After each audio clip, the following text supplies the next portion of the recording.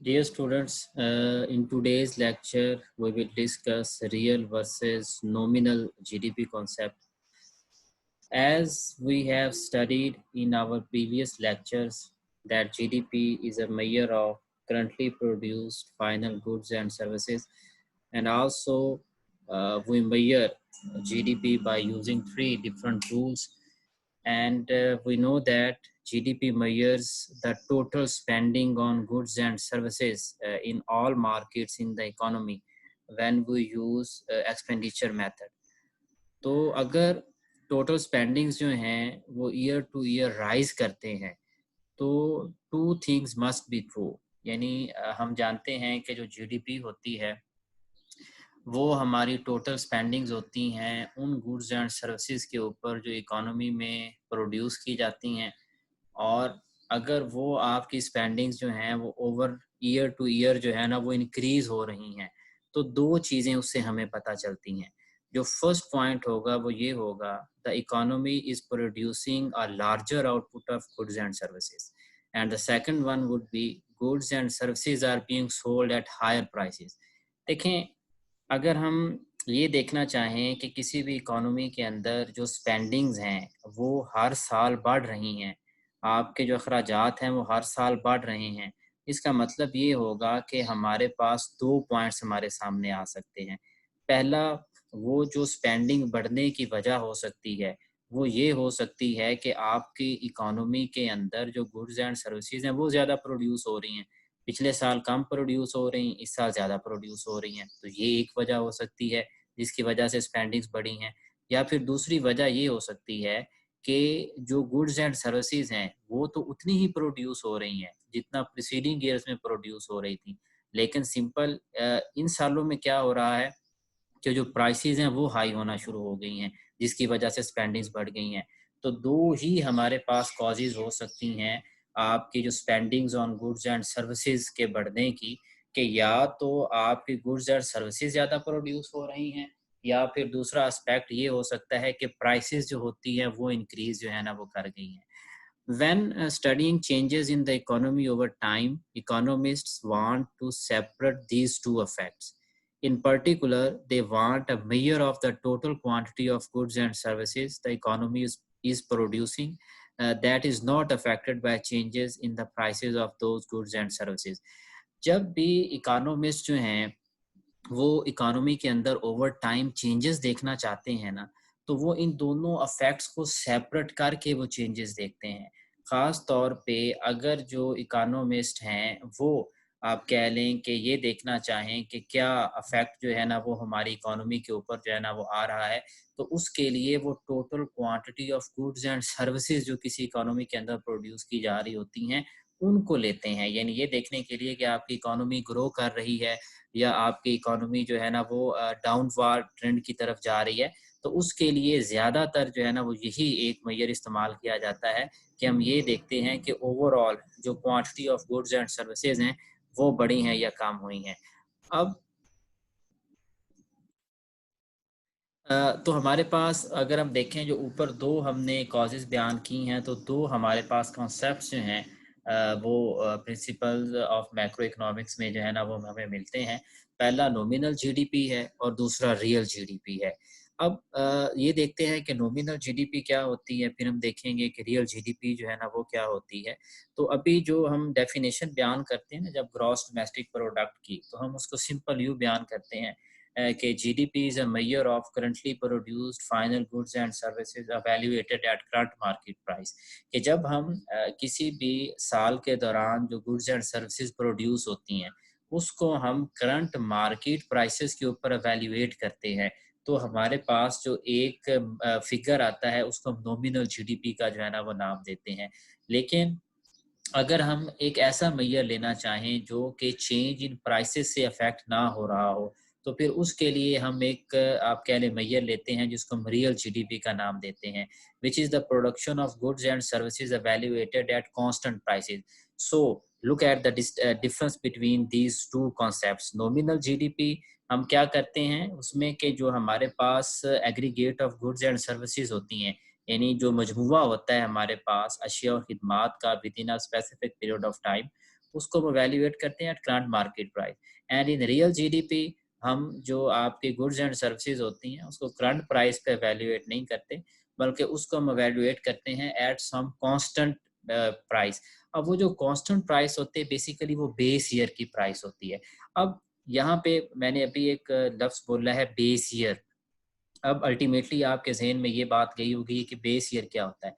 देखिए, जब हम रियल जीडीपी कैलकुलेट करना चाहते हैं ना, तो हम अपनी ओवरऑल जो इकोनॉमिक हिस्ट्री है, रियल जीडीपी की जो हिस्ट्री है या हमारी जो ग्रॉस डोमेस्टिक प्रोडक्ट की हिस्ट्री है, वो हम देखते हैं और पिछले डेकेड के अंदर हमारे पास वो ईयर जो आप कह लें कि इकोनॉमिक फ्लक्चुएशंस के हिसाब से स्टेबल कंसीडर किया जाता है। यानी ऐसा साल जिसमें फ्लक्चुएशंस बहुत कम होती हैं और आपका ट्रेंड जो होता है इन्फ्लेशन का या डिफ्लेशन का या डिसइन्फ्लेशन का वो बहुत कम होता है, तो उसे एक आप कह लें बेस ईयर कंसीडर कर लिया जाता है। अब बेस ईयर से मुराद ये है कि वो उस साल जो प्राइसेस होंगी, हम क्या करेंगे उस साल की प्राइसेस के साथ अपने करंट जो हमारा वॉल्यूम होगा गुड्स एंड सर्विसेज का, उसको मल्टीप्लाई कर देंगे। तो जब हम इस तरह से करेंगे तो वो हमारे पास जो है ना वो कांस्टेंट प्राइसेस बेस पे रियल जीडीपी आ जाएगी। मिसाल के तौर पे हम 2020 यानी 2020 में देखना चाहते हैं कि what is the real GDP of Pakistan. तो हम क्या करेंगे कि हम एक बेस ईयर सेलेक्ट करेंगे। फॉर एग्जांपल वो बेस ईयर मैं कहता हूँ कि 2005 है, तो फिस्कल ईयर ऑफ 2005। तो 2005 में जो प्राइसेस थी, हम अपनी करंट जो गुड्स एंड सर्विसेज की वॉल्यूम होगा, उसको हम उन 2005 की प्राइसेस से मल्टीप्लाई करके हम रियल जीडीपी निकाल लेंगे। फॉर इंस्टेंस कि पाकिस्तान के अंदर 50 गुड्स पैदा हुई, 50 सर्विसेज प्रोवाइड की गई, टोटल हमारे पास जो आपके नंबर आ गया वो 100 आ गया। फर्ज करें कि एक गुड जो थी वो 2005 में ₹1 की थी और एक सर्विस भी ₹1 की थी। तो इस हिसाब से अगर हम जो है ना वो रियल जीडीपी निकालना चाहें, तो हम करंट जो हमारी गुड्स थी 50 को जो ₹1 प्राइस थी 2005 से उससे मल्टीप्लाई करेंगे, तो गुड्स की वैल्यू आ जाएगी 50। फिर सर्विसेज जो कि करंट ईयर 2020 में हमारे पास 50 हैं, उसको भी 2005 की प्राइस जो कि हमारे पास ₹1 है उससे मल्टीप्लाई करेंगे, तो उससे भी हमारे पास 50 जो है ना वो आ जाएगी ये वैल्यू। तो अब इन दोनों को जब हम जमा करेंगे, गुड्स की वैल्यू को भी, सर्विसेज की वैल्यू को भी, तो हमारे पास जो टोटल बनेगा वो हमारे पास रियल जीडीपी जो है ना वो कहलाएगी। Let us take an example. ये आपके सामने जो है ना वो एक टेबल है बच्चों। इस टेबल में अगर आप देखो तो ये आपके पास जो है फर्स्ट आपका जो है वो एक आप कह सकते हो कि एक हिस्सा है इस टेबल का। और इसमें अगर आप देखें इस टेबल के अंदर ये आपके पास ईयर दिए हुए हैं, 2001 है, 2002 है, 2003 है।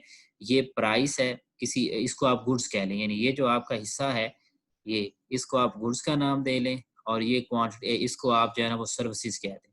यानी ये हमारी गुड्स हो गई और ये हमारे पास सर्विसेज होंगी। यानी ये प्राइस ऑफ गुड्स आ गई, ये क्वांटिटी ऑफ गुड्स आ गई, इसी तरह से ये प्राइस ऑफ सर्विसेज आ गई और ये हमारे पास क्वांटिटी ऑफ सर्विसेज जो है ना वो आप इसको कह लें। ये जनरल टर्म में जो है ना वो हम बात कर लेते हैं। इसने स्पेसिफिक एग्जांपल यहाँ पे दी हुई है, हम जनरल बात करते हैं। अब 2001 फॉर एग्जांपल, 2001 के अंदर प्राइस ऑफ गुड थी $1, चीजें पैदा की गई 100। ठीक हो गया जी। तो 1 मल्टीप्लाइड बाय 100, ये 2001 के अंदर जो है वो हमारे पास आ गया गुड्स का एक आप कह लें कि वैल्यू आ जाएगी हमारे पास।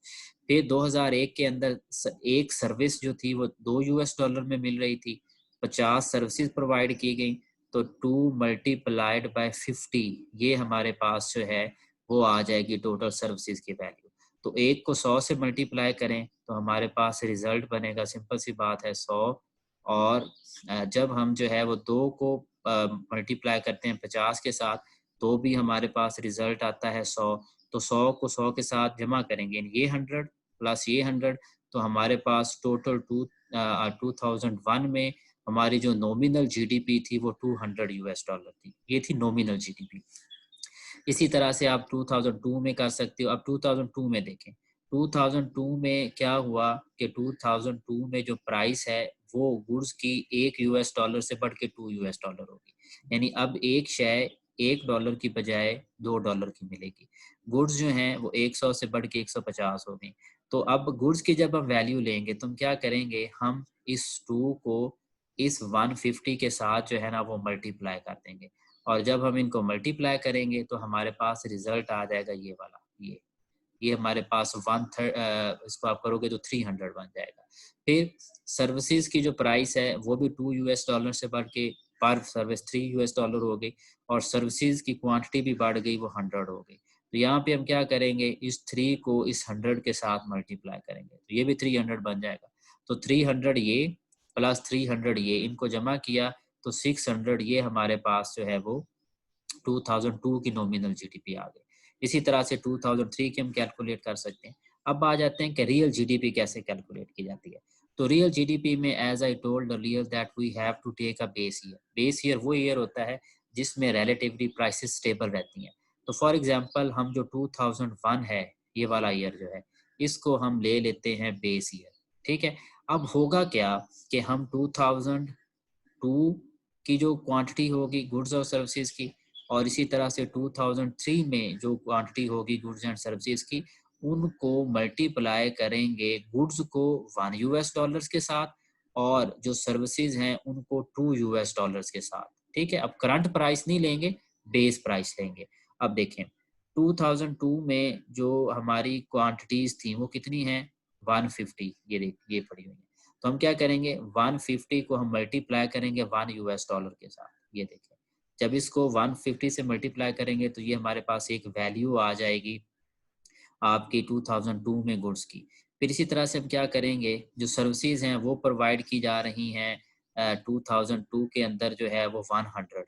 ठीक है। जबकि प्राइस क्या है, अब बेस प्राइस से मल्टीप्लाई करेंगे जो कि $2 है हमारे पास। तो ये क्या बनेगा, ये देखें, ये 2 मल्टीप्लाइड बाय 100, तो ये 350 जो है ये हमारे पास आ गई रियल जीडीपी। ठीक हो गई। अब डिफरेंस देखें, नॉमिनल जीडीपी इन 2002 वाज 600, ये आपके सामने है, और वही जब हम उसको बेस ईयर प्राइसेस पे लेते हैं तो आवर जो रियल जीडीपी है वो कम है। अब देखें यहाँ तक, अगर आप देखो, ये देखो, ये नॉमिनल जीडीपी आपकी 600 है ये। ठीक है। जबकि दूसरी तरफ आपकी जो बेस प्राइसेस पे जो रियल जीडीपी बनती है वो 350। अब देखो कितना फर्क आ रहा है, इसमें तकरीबन 250 का जो है ना डॉलर का फर्क आ रहा है दोनों में। अब 250 सिर्फ अकेले डॉलर नहीं होंगे, ये मिलियन के हिसाब से जो है ना वो फर्क आ जाता है। इसी तरह जब 2003 की बात करेंगे तो क्वांटिटी हम करंट लेंगे, जैसे यहाँ पे 200 है, लेकिन जो प्राइस होगी वो बेस प्राइस होगी, तो 200 को 1 से मल्टीप्लाई करेंगे तो ये हमारे पास गुड्स की जो है ना वो एक वैल्यू आ जाएगी। इसी तरह से सर्विसेज जो 2003 में प्रोवाइड की जा रही है वो 150 है। तो 150 को हम किस से मल्टीप्लाई करेंगे, 2 से, क्योंकि जो हमारे पास बेस ईयर प्राइस है वो $2 है। तो 150 मल्टीप्लाइड बाय 2, तो ये 500 हमारे पास 2003 में रियल जीडीपी आ जाएगी। अब now look at the difference between these to values. अब देखो 2000 हमारा जो 3 था उसमें हमारी नॉमिनल जीडीपी थी $1200। ठीक है जी, जो हमने यहाँ पे अभी कैलकुलेट जो है ना वो की है। अब वही अगर आप उसको रियल में लेके आते हो तो रियल जीडीपी हमारे पास बनती है ओनली $500 जो है। तो यानी फर्क कितने का आ गया, आप देखो $700 का जो है ना वो फर्क आ रहा है नॉमिनल के हिसाब से। अब आप कह लो कि नॉमिनल जीडीपी क्यों ज्यादा ट्रेंड शो कर रही थी, क्योंकि उसमें हमें जो प्राइसेस है ना उसमें इंक्रीज नजर आता है। प्राइसेस यानी ज्यादा बढ़ी हैं, जबकि जो गुड्स एंड सर्विसेज की क्वांटिटी है वो ज्यादा जो है ना वो नहीं बढ़ी। तो जस्ट प्राइसेस बढ़ने की वजह से हुआ क्या कि हमारी जो वैल्यू है नेशनल इनकम की वो बढ़ गई।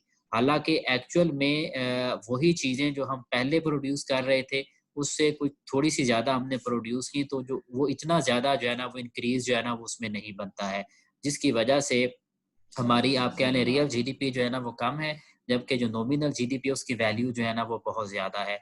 So this was the difference between nominal and real GDP. और कैसे हम जो है ना वो आप कह लें कि नॉमिनल से रियल जीडीपी निकालते हैं, वो मैंने बताया कि नॉमिनल जीडीपी में हमारे पास सिर्फ जो है वो करंट प्राइसेस पे वैल्यूएशन होती है, और जो हमारी होती हैं रियल जीडीपी उस पे बेस प्राइसेस पे जो है ना वो करते होते हैं। अब नेक्स्ट अगर हम देखें तो हम जो इसको सम अप अब करते हैं कि what is the real and nominal GDP. तो nominal GDP use current prices to place a value on the economy's production of goods and services, whereas real GDP uses constant base prices. ये difference है दोनों के दरमियान, कि ये जो है एक constant prices के ऊपर और दूसरी जो है वो हमारी current prices के ऊपर जो है ना वो base करती है. Because real GDP is not affected by changes in prices. Changes in real GDP reflect only changes in the amounts being produced. Thus, real GDP is a measure of the economy's production of goods and services. क्योंकि जो real GDP होती है वो price changes से मुतासिर नहीं होती, आपकी प्राइसेस ज़्यादा हों या प्राइसेस कम हो, as we are evaluating our goods and services at base year prices which remains fixed. तो जो प्राइसेस है उससे चूंकि ज़्यादा अफेक्शन जो है ना वो नहीं होती, लिहाजा हमें कोई प्रॉब्लम जो है ना वो फेस नहीं करना पड़ता जब हम रियल जीडीपी की जो है ना वो बात करते हैं. Our goal in computing GDP is to gauge how well the overall economy is performing, because real GDP measures the economy's production of goods and services. It reflects the economy's ability to satisfy people's needs and desires. देखिए, हमारा जो main मकसद होता है ना GDP को major करने का, वो ये होता है कि हम ये देख सकें कि हमारा जो जीडीपी का लेवल है, क्या वो डिज़ायर्ड लेवल है जो कि हमारे जो लोग हैं वो कंज्यूम करना चाह रहे हैं गुड्स एंड सर्विसेज के लेवल को. तो इस हिसाब से रियल जीडीपी ही हमारे लिए एक बेटर गेज होता है इस चीज़ को मेजर करने के लिए, क्योंकि जो रियल जीडीपी होता है इसमें जो ग्रोथ होती है यही एक्चुअली हमारी इकोनॉमिक ग्रोथ को भी ज़ाहिर कर रही होती है. अब जब हम ये डिस्टिंक्शन करते हैं ना, या जब जब हम ये बताते होते हैं कि आज इस साल पाकिस्तान की इकोनॉमी इस परसेंटेज के साथ ग्रो करेगी, पिछले साल इस परसेंटेज से ग्रो किया था, उससे पिछले साल इस परसेंटेज से ग्रो किया था, तो उसका मतलब ये होता है कि we are telling about the growth of real GDP, not nominal. We are telling about the real GDP which are evaluated at some base prices, just we have discussed in the above table. इसके बाद next हमारे पास concept आता है GDP deflator का. तो GDP deflator जो है वो हमें ये बताता है कि कैसे हम जो है वो जीडीपी को डिफ्लेट कर सकते होते हैं, या कैसे प्राइस लेवल जो है ना वो फाइंड आउट किया जा सकता है. As nominal GDP reflects both the prices of goods and services and the quantities of goods and services the economy is producing. By contrast, by holding prices constant at base year level, real GDP reflects only the quantities produced. अब देखें, जो nominal GDP होता है ना, ये हमें दोनों reflection दे रहा होता है. ये हमें इंक्रीज इन प्राइस का भी बता रहा होता है और इंक्रीज इन क्वांटिटी का भी बता रहा होता है. While when we talk about real GDP, तो जो रियल जीडीपी होती है ये सिर्फ आपकी क्वांटिटीज को रिफ्लेक्ट कर रहा होता है कि आपका क्वांटिटी का लेवल क्या है, जबकि यहाँ पे प्राइसेस जो है ये नहीं बताई जाती कि प्राइसेस कितनी चेंज हुई हैं. तो जो प्राइसेस में चेंज आता है, यानी प्राइसेस बढ़ी हैं या प्राइसेस कम हुई हैं, उसके लिए वो यूज अ मेजर जिसको हम जीडीपी डिफ्लेटर का नाम देते हैं. यानी we have to deflate our real GDP to find out the level of prices in the economy. यानी अगर हमने इकोनॉमी के अंदर प्राइस लेवल निकालना है ना, उसके लिए हमें अपनी इकोनॉमी को इकोनॉमी के अंदर जीडीपी को डिफ्लेट करना पड़ेगा. What is GDP deflator? GDP deflator reflects the prices of goods and services but not the quantities produced. यानी जो GDP deflator होता है ना, ये अब देखें डिफरेंस क्या है जीडीपी डिफ्लेटर में और रियल जीडीपी में. रियल जीडीपी क्या करती है? रियल जीडीपी हमें एस्पेक्ट देती है कि what is the level of goods and services in the economy, जबकि जो जीडीपी डिफ्लेटर है वो हमें बताता है what is the level of prices in the economy. So real GDP is an aspect of goods and services available in the economy, और जो हमारा GDP deflator होता है it indicates the price level in the economy. So these are two opposite concepts in our macroeconomics theory. A measure of the price level calculated as the ratio of nominal GDP to real GDP times 100. This is the definition, proper definition of real GDP. That was the distinction between GDP and real GDP and GDP deflator, and this is the method we used to find out the GDP deflator. करते क्या हैं हम ये करते हैं GDP deflator निकालने के लिए कि हम नॉमिनल जीडीपी को रियल जीडीपी पे डिवाइड करके उसको 100 से मल्टीप्लाई करते हैं. हमारा जो नॉमिनल जीडीपी का लेवल होता है उसको हम डिवाइड करते हैं रियल जीडीपी पे, जो जवाब आता है उसको 100 से जब हम मल्टीप्लाई करते हैं तो हमारे पास क्या निकल आता है, हमारे पास आ जाता है बच्चों GDP deflator. Look at it, देखें हमने कहा नॉमिनल जीडीपी जो है इसमें क्या होता है, इसमें हमारे पास प्राइसेस भी होती हैं और इसी तरह इसमें हमारे पास जो है वो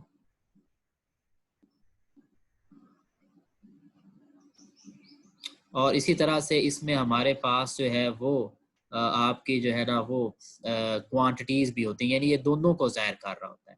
ये प्राइसेस को भी ज़ाहिर कर रहा है नॉमिनल जीडीपी जो है, और इसी तरह से ये जो क्वांटिटी है उसको भी ज़ाहिर कर रहा है। क्योंकि नॉमिनल जीडीपी होता क्या है, नॉमिनल जीडीपी बेसिकली हमारे पास होता है बच्चों, ये देखें पी मल्टीप्लाइड बाय क्यू, यानी अगर प्राइसेस को हम क्वांटिटी के साथ मल्टीप्लाई करते हैं तो हमारे पास जो है ना वो जीडीपी नॉमिनल जीडीपी आ जाता है। जबकि रियल जीडीपी क्या होता है, रियल जीडीपी में हमारे पास सिर्फ होता है क्यू, पी नहीं होता।